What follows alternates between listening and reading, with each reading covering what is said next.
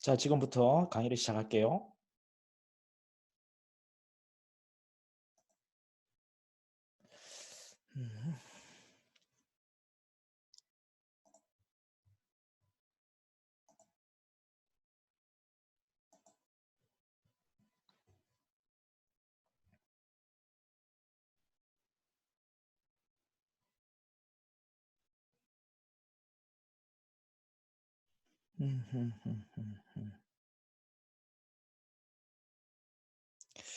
여기에 뭐가 있었는데?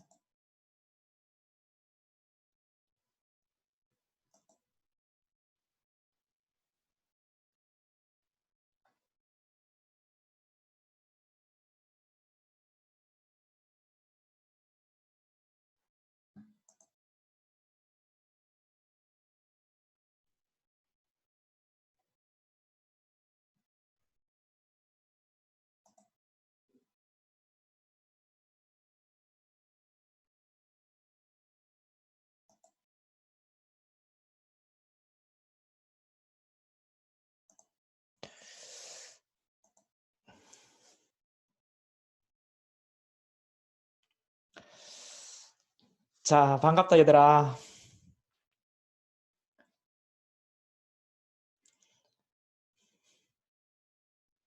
혜란이도 왔고 준혁이 교원이 자, 이제 우리 더 시간 보내지 말고 바로 시작하도록 할게요.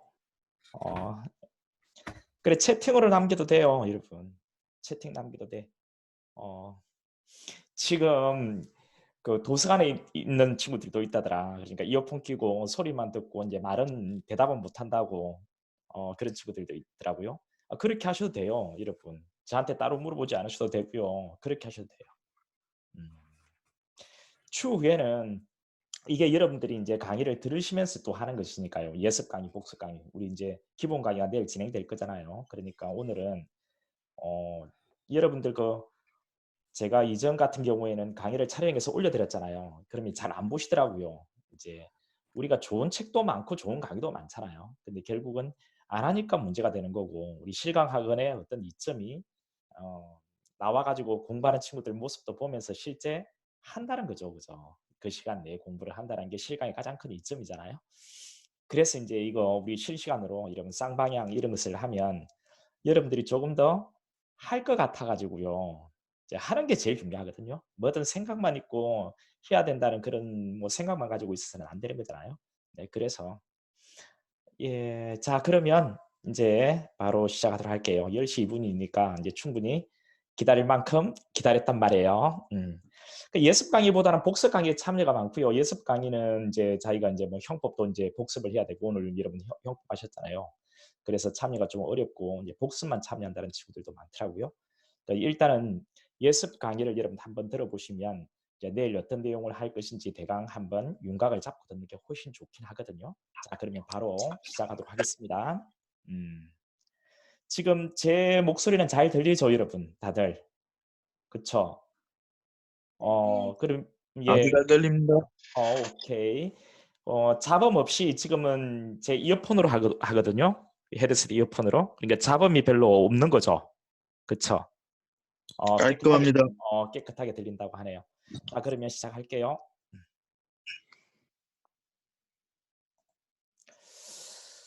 자, 이번에 이제 우리가 그 공소시효 있잖아요. 공소시효 부분을 다 끝을 내지 못했습니다. 이 공소시효 부분을 다 끝을 내지 못하고, 어, 이걸 우리 지난주 수업을 마쳤거든요.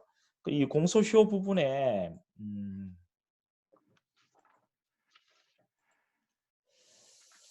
자, 공소시효 부분은요. 공소시효 부분을 잠깐 설명드릴게요.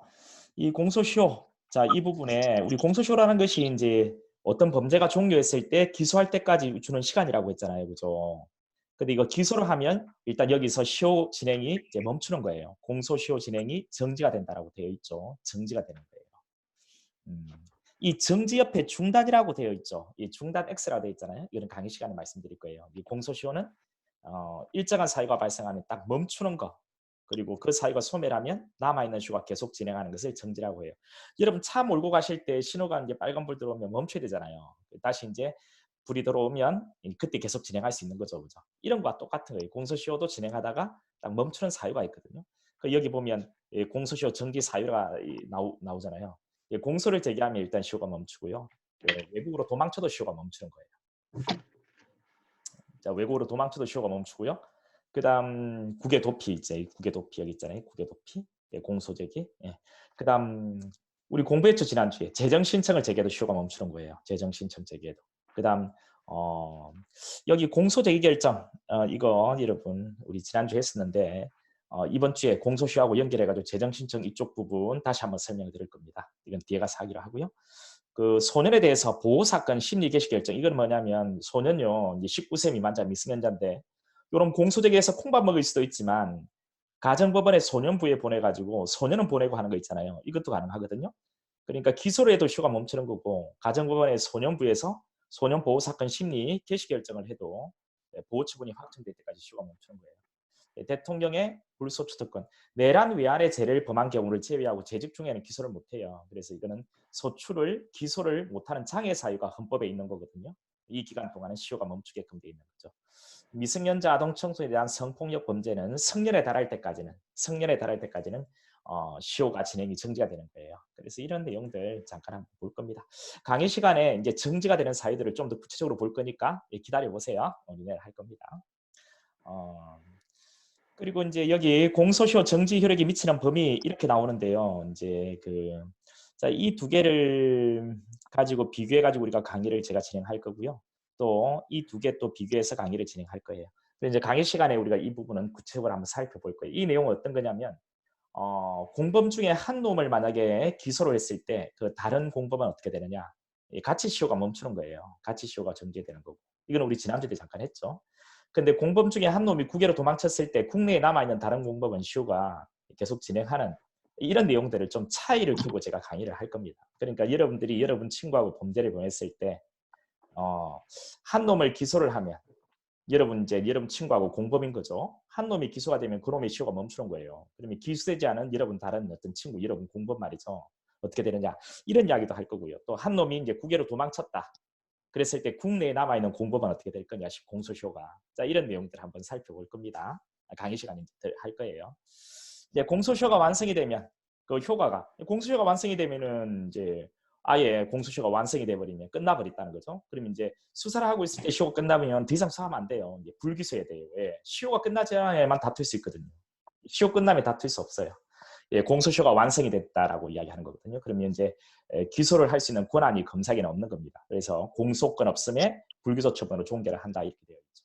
이 기소가 되어 있다면 이제 다툴 수가 없는 거죠. 이미 시효 완성된 사건을 기소를 하면 소송 조건 불급이니까 면소 판결로 종결을 하는 거예요. 우리 면소 판결 사유 여러분 사실 폐지 확정 다 이제 암기하셨잖아요, 그죠?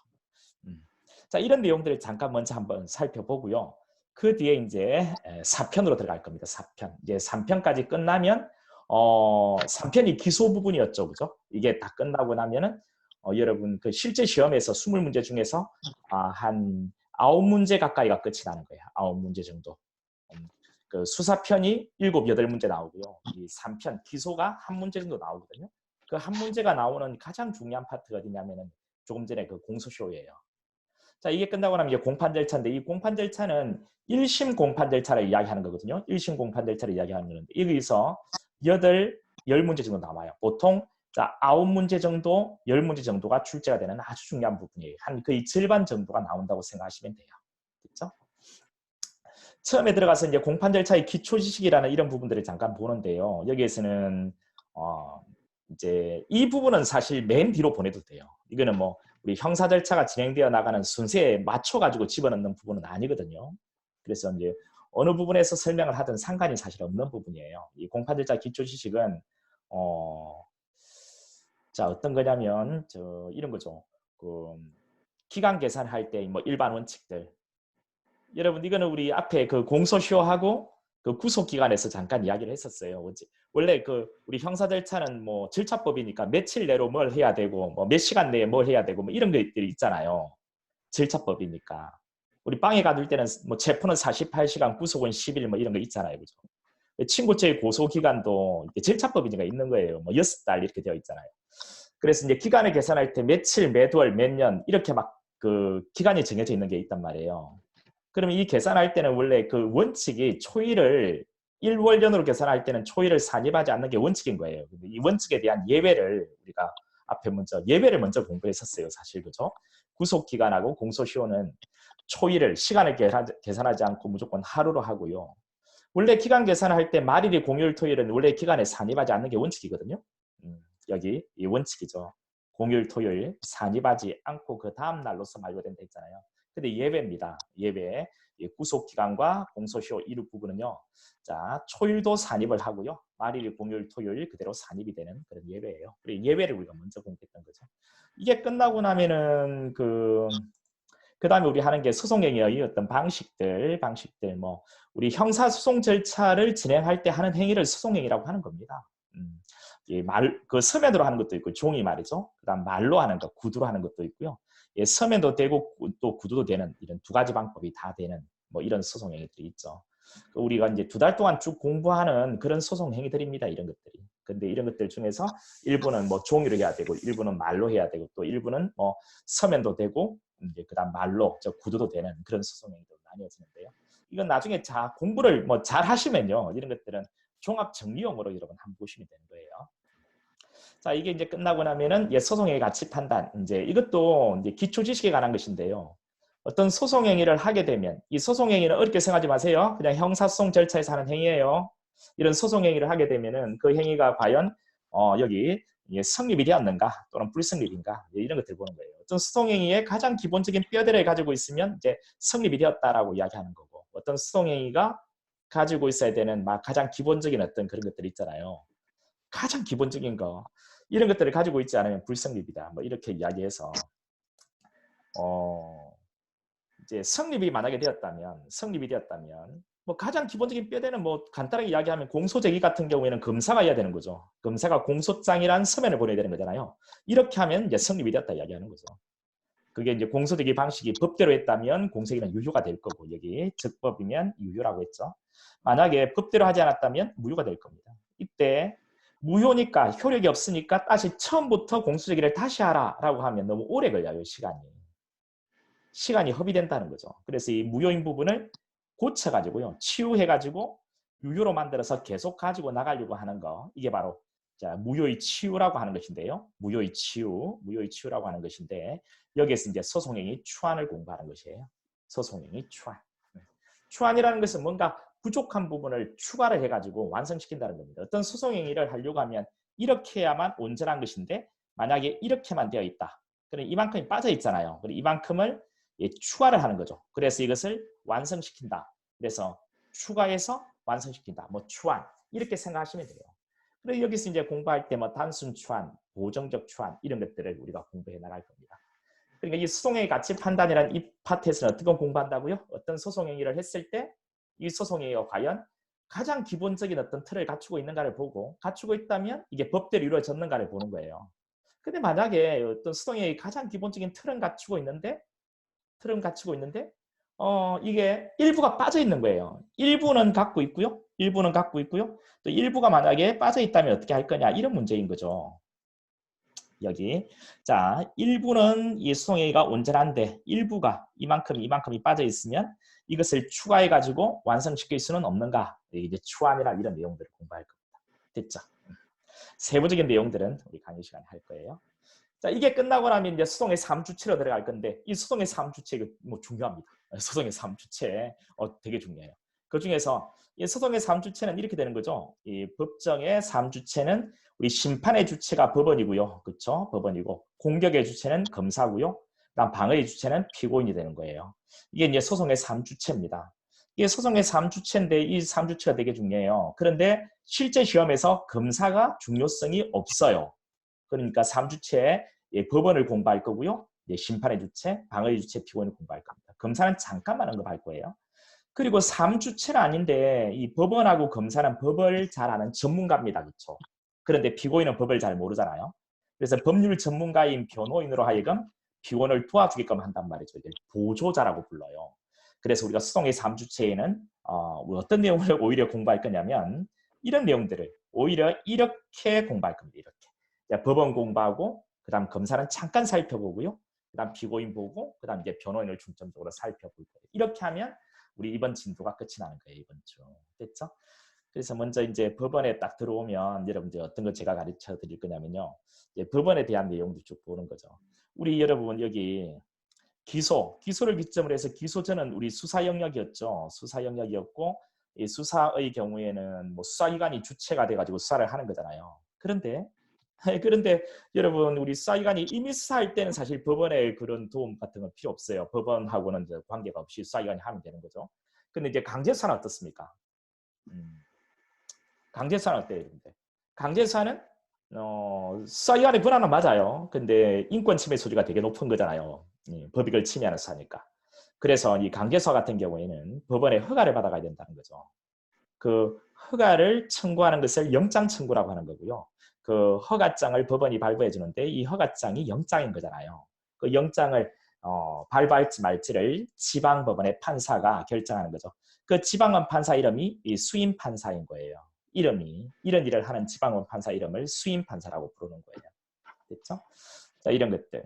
그다음에 기소가 된 지방법원을 뭐라고 해요? 기소할 때 소, 받을 수를 써가지고요. 수소법원이라고 하는 겁니다. 지방법원인데요. 기소받아서 유무죄를 심판하는 지방법원을 수소법원이라고 특별히 부르는 거예요. 됐죠? 만약에 여러분들이 지금 대구에서 지금 수사를 받고 있다. 근데 수사기관이 대구지방원 판사에게 영장을 청구한다. 그럼 영장을 심사해서 발부 여부를 결정하는 그걸 지방법원이라고 하는 거예요. 그 영장 심사하는 판사를 그냥 수임 판사라고 부르는 거죠. 근데 이 사건이 나중에 기소가 됐습니다. 대구지방법원에. 그러면 이 대구지방법원에 여러분 사건을 기소받아가지고 유무죄를 심리하는 법원을 뭐라고 부른다고요? 수소법원이라고 부르는 거예요. 어떤 일을 하느냐에 따라서 이름이 붙여지는 거죠. 이 수소법원의 구성원들 이렇게 쭉 보시면 되죠. 재판장이 앉아 있고요. 그다음 양쪽에 합의부원 이렇게 이런 것들을 잠깐 한번 본 뒤에 이제 본격적으로 자 관할이라는 것을 공부를 할 겁니다. 이 관할은 뭐냐면요. 이제 어떤 사건을 수사를 끝내고 이제 검사가 기소를 하면 이제 수소법원이 등장하잖아요, 그죠? 그런데 대한민국 법원이 재판권을 가지고 있는 사건이지만 대한민국의 법원이 하나만 있는 게 아니에요, 그죠? 각 지역들마다 있잖아요. 그렇죠? 각 지역들마다, 각 토지들마다 있잖아요. 그러면 이 하나의 사건, 여러분이 어떤 범죄 하나 범했을 때 이 범죄를 대한민국 법원이 재판할 수 있는 권한을 가지고 있는 사건인데 도대체 대한민국 법원 중에서 어느 토지에 있는 법원에 기소를 할 거냐? 어느 토지에, 어느 지역에? 그리고 1심 재판 여러분, 맨 처음 1심 재판은요. 법관이 한 명 재판하는 것도 있고 법관이 3명이 팀을 짜가지고 재판하는 것도 있어요. 2심과 3심 있죠. 2심과 3심은 전부 다 법관이 3명이 팀으로 재판합니다. 팀제예요. 3심도 마찬가지고요. 3심도 팀제예요. 근데 1심만 이렇게 법관 1명과 3명으로 나뉘어져요. 1심만. 경한 범죄는 법관 1명이, 중한 범죄는 법관 3명이 이렇게 재판을 하게 되고요. 이런 것을 뭐라고 하냐면 사건의 이게 사건이 경할 때 법관 1명이고요. 사건이 중할 때는 법관 3명이 재판해요. 왜? 사건이 중하면 형벌이 높게 설정되어 있을 거니까 그렇죠. 그러니까 신중한 재판이 처음부터 필요한 거예요. 이것을 뭐라고 하냐면 사물관할. 그러니까 이 토지관할은 어느 토지에 있는 법원에 기소할 거냐 이걸 다루는 공부하는 부분이라면 사물관할은 법관 1명이 재판할 거냐 3명이 재판할 거냐 이걸 다루는 거죠. 공부하는 거죠 우리가. 이게 끝나고 나면은 우리 재판은 1심, 2심, 그리고 3심 3번을 걸쳐 받을 수 있죠. 그러니까 각 심건마다 누가 재판할 거냐 이런 것들을 공부하는 겁니다. 이것을 묶어서 뭐라고 하냐면 고유관할이라고 해요. 고유관할은 조금 더 쉽게 생각하면 사건 한 개라고 생각하면 돼요. 사건 한 개를 어느 토지가 재판할 거냐, 법관 1명이 재판할 거냐, 3명이 재판할 거냐, 1심, 2심, 3심 누가 재판할 거냐 이런 것을 공부한다면 이게 끝나고 나서 우리가 공부하는 것은요. 여기 보세요. 여러 개의 사건이라고 했죠. 수개의 사건, 여러 개의 사건이 서로 관련이 있다. 그럼 여러 개의 사건이 서로 관련이 있다면 이 관련 있는 사건을 여러분 따로따로 재판하는 것보다는 한 곳에 모아서 재판하는 거, 이게 이점이 되는 경우도 있겠죠. 재판할 때. 안 그래요? 관련 있는 사건을 따로 재판하는 것보다는. 그렇죠? 그래서 이 관련 사건 관할을 공부할 겁니다. 원래 여러분 재판은 이렇게 하는 것이 원칙은 맞아요. 법원에서 사건 한 개를 재판하는 게 원칙은 맞거든요. 그런데 A 사건하고 B 사건이 서로 관련이 있다는 거죠. 관련이 있다면 이 관련 사건은 한 법정에서 같이 재판할 수 있거든요. 이것을 관련 사건 관할이라고 해서 공부를 할 겁니다. 근데 여기 뒤에 수정 관할이라 되어 있죠. 이건 뭐냐면 관련 있는 사건을 한 곳에 모으다 보면은 어떤 하나의 사건은 자기의 여기 고유한 관할을 잃게 되고 관련 있는 사건의 관할 법원으로 들어가게 돼요. 그러니까 어떤 하나의 사건은 수개의 사건 중에 어떤 하나의 사건은 자기의 고유한 관할을 토지나 가물이나 이런 신급 있죠. 이것을 잃게 되는 거죠. 그래서 이걸 수정 관할이라고도 불러요. 이렇게 부르는 교수님도 계십니다. 서울대 신도 교수님도 이렇게 부르시거든요. 자, 그렇게 해서 이제 여러 개의 사건이 서로 관련이 있다는 것은 어떤 경우냐, 이렇게 해서 이런 것들 제가 먼저 강의를 해드릴 거고요. 그리고 이런 관련 있는 사건의 경우에 그러면 이 관련 여러 개의 사건을 어떤 법원이 모아서 재판할 거냐, 이런 것들 우리가 공부를 할 겁니다. 자, 여기까지가 이제 법에서 정해져 있는 관할이라고 해서 법정 관할이라고 불러요. 처음 하는 친구는 좀 어렵다고 하지만 제가 쉽게 전달해 드리도록 할게요. 그 다음 여기 재정관할이라 되어 있죠. 이 재정관할은 뭐냐면은 재판을 통해서 관할이 정해지는 거예요. 재판을 통해서. 여기는 법에 관할이 정해져 있는 거고, 요거는요 재판을 통해서 관할을 정할 겁니다. 관할이 법에 정해져 있는 게 아니고 재판을 통해서 어떤 사건을 심판할 수 있는 권한, 즉 관할을 정할 거라고요. 이게 재정관할입니다. 이렇게 해서 먼저 관할에 관한 내용을 먼저 공부를 해요. 이 관할은 그러니까 여러분들이 딱 어떤 느낌이 드세요? 어떤 범죄가 있고 수사를 다 끝냈을 때 검사가 이제 기소를 해야 되는데 어느 토지에 있는 법원에 기소할 거냐, 법관 한 명이 재판하는 곳에 기소할 거냐, 법관 3명이 팀을 짜가 재판하는 합의부에 기소할 거냐, 이게 사물관할이고요. 그 다음 1심, 2심, 3심 누가 재판할 거냐, 이런 것들요. 근데 이건 하나의 사건일 때 이렇게 하면 되는데 만약에 여러 개의 사건이 서로 관련이 있다. 그럼 이건 좀 관련 있는 사건을 따로 재판하는 것보다는 한 곳에 모아서 재판하는 게 더 이점일 수 있을 것 같은데, 그러면 어느 법원이 재판을 하며 어떤 절차를 통해서 한 법원에 모을 거냐, 이런 것을 관련 사건 관할에서 보는 거죠. 여기까지는 이제 법에 정해져 있다 해서 법정 관할인데, 이 관할을 재판을 통해서 정하는 경우도 있거든요. 재정 관할, 이렇게 해서 이제 공부를 먼저 하는 거예요. 됐죠?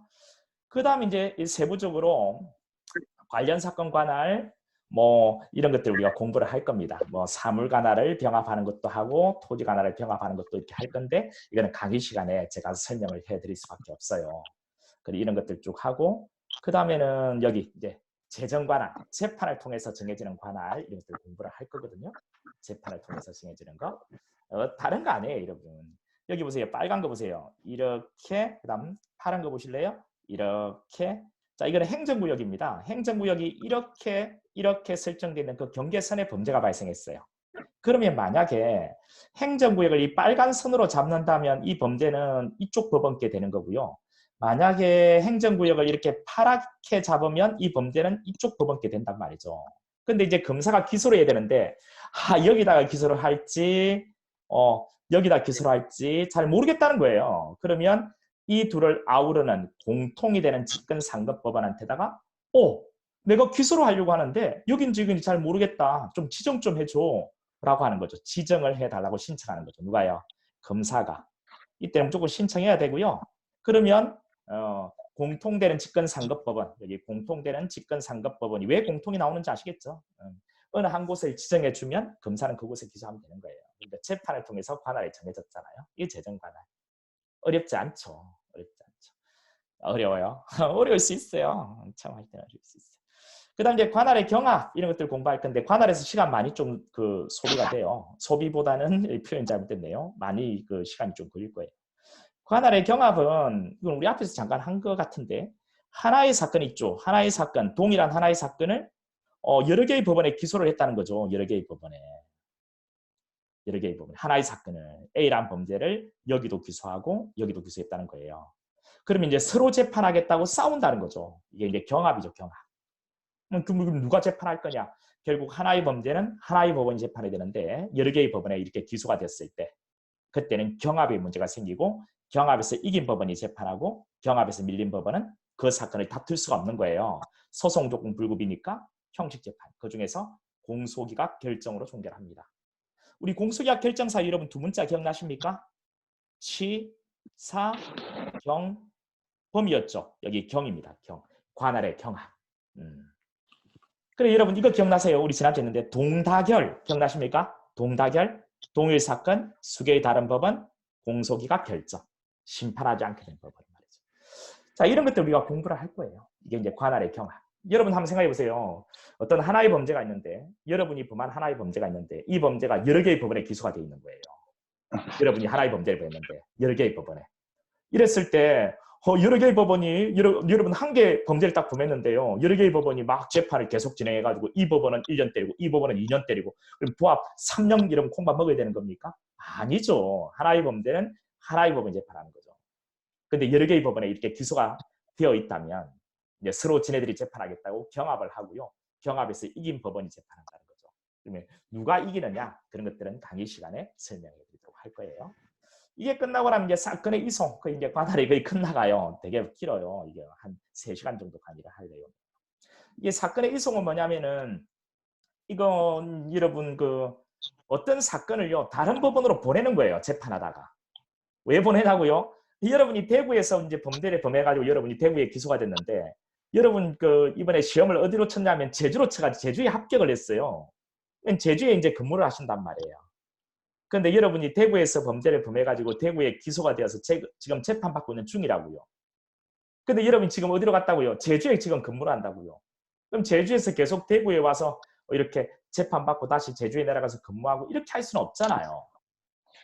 그러니까 이런 경우에는 어떻게 되느냐? 관할 구역 내에 현재 있지 않다는 거죠. 이런 경우에는 현재 있는 곳을 관할하는 동급 법원에 제주지방법원에 사건을 보내줄 수 있게끔 돼 있어요. 아시겠죠? 그러니까 이게 뭐 어려운 건 아니에요. 여러분 재판 받다가 다른 곳으로 이사를 갔다. 그럼 지금 현재 재판 받고 있는 이 법원에서 여러분이 이사간 그곳에 소지하고 있는 법원의 사건을 보내주는 거 이것도 가능하거든요. 그다음 또 그 밑에는 여러분 재판을 처음에 받는데요. 법관 한 명이 재판하는 아주 경미한 범죄로 이제 경한 범죄로 경미라는 말은 잘못됐고요. 경한 범죄, 즉 법관 한 명이 재판하거든요. 이렇게 기소가 됐는데 심리하다 보니까요. 여러분이 본 범죄가 이렇게 좀 경한 범죄가 아니고 중한 범죄인 거예요. 중한 범죄는 1심부터 법관 3명이 재판하거든요. 법관 머릿수입니다. 이런 경우에는 처음에는 좀 경한 범죄로 기소해가지고 법관 한 명한테 기소를 했는데 알고 봤더니 여러분이 범한 범죄가 중한 범죄야. 이런 경우에는 공소장을 바꾼다고 해요. 이건 우리 다음 주에 공부할 건데 다음 주에 다음 주에 공장 변경이라고 하는데 공장을 변경을 해버려. 만약에 이 상해죄보다 중한 상해치사죄로 바꿨다라고 한다면 상해치사죄는요 상해를 통해서 사망했다는 거거든요. 그 피해자가 이런 경우에는 그냥 상해만 입힌 것보다는 더 중하잖아요. 상해는 법관 한 명이 재판하는 것이라면 상해치사는 법관 3명이 재판해요. 이것도 다 기준이 있습니다. 다 말씀드릴 거예요. 강의 시간에. 그러면 이렇게 공소장을 바꾸면 어떻게 되느냐. 자, 이 상해치사로 공장이 바뀌면 그때는 법관 한 명이 재판 못해요. 법관 3명이 해야 돼요. 법관 3명한테로 사건을 보내주는 거죠. 이런 내용들을 우리가 할 겁니다. 그러니까 여러분들이 만약에 기소가 됐는데요. 기소가 됐는데 여러분 처음에는 경한 범죄로 기소됐다가 법관 한 명한테 만약에 중한 범죄로 공소장 내용이 바뀌었다. 이런 경우에는 중한 범죄를 재판하는 합의부로 사건을 보내주는구나. 이런 것들을 한번 생각해 보시면 돼요. 됐죠? 그다음 또 처음에 뭐 이제 일반인은 일반 법원에 재판해야 되고 군인은 군사법원에 재판해야 되거든요. 근데 일반인이라 생각하고 일반 법원에 기소를 했는데 이거 군인인 거예요. 그러면 군인은 일반 법원에 재판을 못 해요. 그러면 어떻게 할 거냐? 군사법원으로 사건을 보내면 되죠. 군사법원으로 사건을 보내면 되죠. 뭐 이런 것들을 우리가 할 겁니다. 만약에 심리해 보니까 관할 건이 없다. 그러면 어떻게 할 거냐? 관할은 법원이 직권으로 조사하는 거예요. 제가 그 앞번에 관할에 대한 이야기 했잖아요. 어떤 범죄를 재판할 수 있는 권한이 관할건인데요. 법원이 직권으로 조사해가지고 관할건이 없다면 관할 위반이라고 이렇게 해서 판결을 때려서 끝내요. 관할건도 소송 조건이거든요. 다투기 위한 조건이에요. 자, 이런 내용들에서 이제 관할을 끝을 내고요. 그 다음에는 관할 법원이 정해졌다면 그 다음으로 이제 해야 되는 게 뭐냐면 여러분 이렇게 법원이 딱 정해졌는데요. A 법관, B 법관, C 법관으로 이제 재판하는 건데 만약에 A 법관, B 법관, C 법관 중에서 피해자의 아버지가 앉아 있다면 또는 피고인의 절친이 앉아 있다면 어떻게 되겠어요, 여러분들? 공정한 재판이 나오기는 어렵겠죠. 그래서 이제 공정한 재판을 하기 위한 우리 공정한 재판은 우리 헌법이 보장하는 기본권입니다. 누구든지 공정한 재판을 받을 권리가 있고요. 그러니까 공정한 재판은 이 법원의 구성원들 있죠. 이 법원 구성원들이 공평한 위치에 있는 자들로 구성이 되었을 때만 이게 가능한 거예요. 내다볼 수 있는 거죠. 그렇죠? 안 그래요, 여러분들? 그러니까 이 법원의 구성원들을 이 재판하는 이 법원 구성원들 말이죠. 법관들을 공평한 위치에 있는 자들로 구성을 해서 공정한 재판을 하려고 하는 제도가 바로 이 제척, 기피, 회피라는 제도예요. 그러면 차이가 있겠죠. 그렇죠? 이 제척과 기피와 회피의 차이가 있을 거 아니에요? 제척은 불공평한 재판의 우려가 아주 높은 7가지 사유에 해당되면 무조건 신청 재판 필요 없어요. 당연 배제예요. 이 제척이고요. 이 기피는 이런 불공평한 재판의 우려 아주 높은 제척 사유 7가지와 이거 말고도 불공평한 재판에 염려가 있다면 이때는 신청을 통해서 검사 피고인, 이 검사 피고인 신청을 통해서 자 재판을 통해서 합의부의 재판을 통해서 빼는 거예요. 이게 기피예요. 회피는 뭐냐면 그 사유는 기피 사유하고 동일해요. 즉 제척 사유 7가지와 이거 말고도 불공평한 재판의 염려가 있다면 이제는 신청을 하는데 누가 신청한다고요? 예, 법관 스스로가 신청하는 겁니다. 그래서 이제 요놈이 정말 이 법관이 불공평한 재판 우려가 있는 법관인가 이제 법관 3명으로 구성된 합의부가 판단해 보는 거죠. 이 법관은 정말 불공평한 재판 우려 있다 하면 합의부가 자, 회피 결정을 하면 이제 빠지는 거죠. 그러니까 자 공평한 위치에 있는 법관들로 이 법원을 구성하는 방법이 제척, 기피, 회피인데 차이점은 제척은 법률에 의해서 당연 배제되는 거고 기피는 신청을 통해서 검사편의 신청을 통해서 그 불공평한 재판 우려 있는 법관을 빼는 거고 회피는 법관 스스로 지가 불공평한 재판 우려 있으니까 빼달라고 해서 이제 빠지는 거죠. 이게 회피입니다. 이렇게 이제 우리 3가지 제도를 공부를 할 거예요. 자, 이렇게 공부를 다 이제 깊이는 절차를 좀 더 볼 거고요. 이게 다 끝나고 나면 이제 피고인 공부합니다. 근데 피고인부터는 각각 1시간씩 잡으면 돼요. 피고인 변호인은. 검사는 거의 안 할 거고요. 자, 피고인은 먼저 특정의 문제가 생길 수가 있는데요. 일단 피고인이란 사람은 기소가 되어서 법정에서 재판받고 있는 게 피고인이 되는 거예요. 알겠죠? 근데 피고인 자리에 여러 명이 앉아 있을 수 있거든요. 그러면 지금 갑의 범죄를 먼저 심리할 때는 갑이 피고인, 을은 공동 피고인. 을의 범죄를 이제 심리한다면 을이 피고인, 갑은 공동 피고인. 뭐 이렇게 이제 부를 수가 있는 거예요. 그래서 이제 피고인 공동 피고인의 개념을 먼저 딱 잡아주고 여러분이 여러분 친구하고 범죄를 범하면 여러분 친구하고 같은 법정에 재판받을 수 있거든요. 여러분은 여러분 범죄, 여러분 친구는 여러분 친구 범죄에 재판받으러 온 거예요. 법원은 때로는 여러분의 범죄를 심리하다가 또 여러분 친구의 범죄를 심리하기도 하고 막 이렇게 하거든요. 여러분의 범죄를 지금 심리하면 여러분이 피고인, 여러분 친구는 공동 피고인. 근데 여러분 친구 범죄를 심리하면 여러분 친구가 피고인, 여러분은 공동 피고인. 이렇게 왔다 갔다 하면서 재판이 진행되는 거죠. 그런데 이제 여기서 문제는 갑이요. 지 신분증을 제출한 게 아니고 자기 뭐 동생이라든가 을의 신분증을 제출했습니다. 그러니까 공소장에요. 공소장에 을의 이름으로 기재가 되어 있는 거죠. 근데 법정에는 갑이 나왔어요. 이런 것을 타인의 성명을 도용했다라고 하는 거거든요.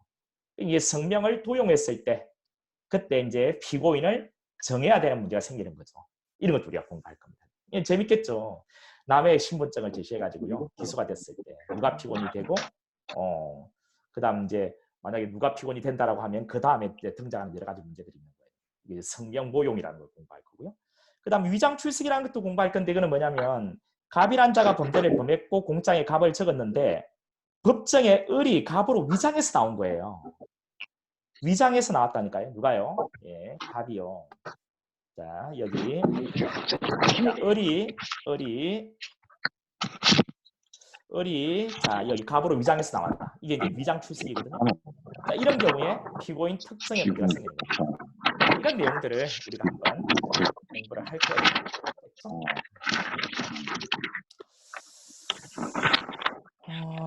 이게 끝나고 나면은 이제 무죄 추정 원칙, 이런 것들은 나중에 아주 간단할 겁니다.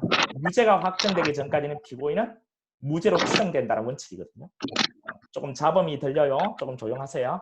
무죄 추정 원칙, 무죄로 추정되는 원칙. 유죄가 확정되기 전까지는 무죄로 이제 추정한다. 그래서 이런 내용들을 쭉 공부할 겁니다. 그 다음에 되게 중요한데 아주 간단해요. 그 다음 진술거부권. 우리 헌법에서 누구든지 자기 형사 책임에 대해서는 진술을 거부할 수 있는 권리를 줘요. 기본권입니다. 진술거부권. 형사 책임에 대해서는 진술을 거부할 수 있는 권리가 있거든요. 이런 것들 이제 공부를 하는 거예요. 우리가 진술거부권. 모든 국민에게 다 보장되어 있거든요. 진술거부권. 자, 이런 것들. 거부할 수 있는 진술은 뭐 어떤 거냐? 거부할 수 있는 것은 뭐냐? 진술인데요. 진술. 형사 책임에 관한 진술이다. 뭐 이런 것들 이야기할 거고요. 진술 거부권이 이제 누구한테나 다 있단 말이죠.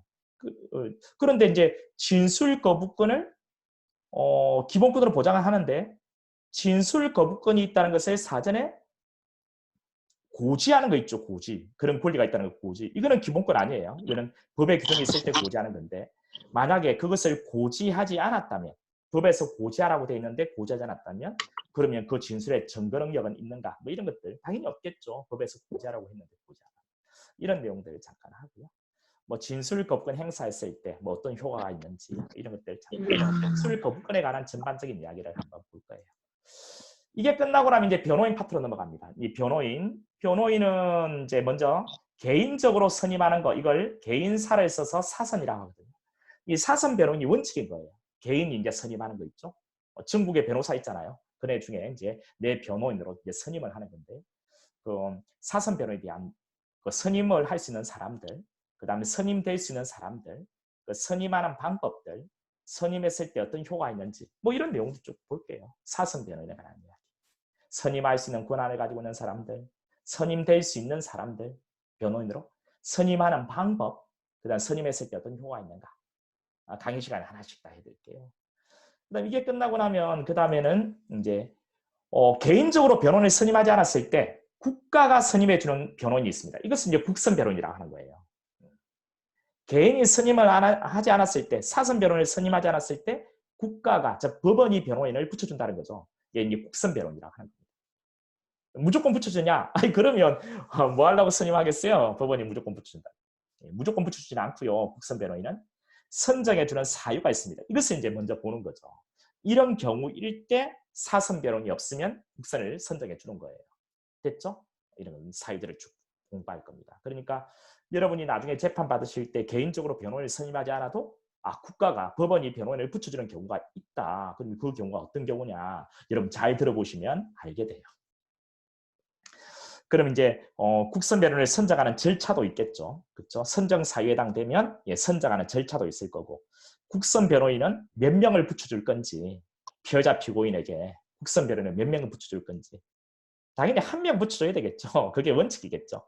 이 국선 대 피해자 피고인, 피해자 피고인 대 국선의 수, 당연히 1대1이 원칙입니다. 이런 것들 우리가 좀 공부를 할 거예요. 근데 예배가 있거든요. 이런 예배, 이런 내용들은 강의 시간에 또 설명하도록 하고요. 원칙은 한 명, 피해자 피고인 한 명에게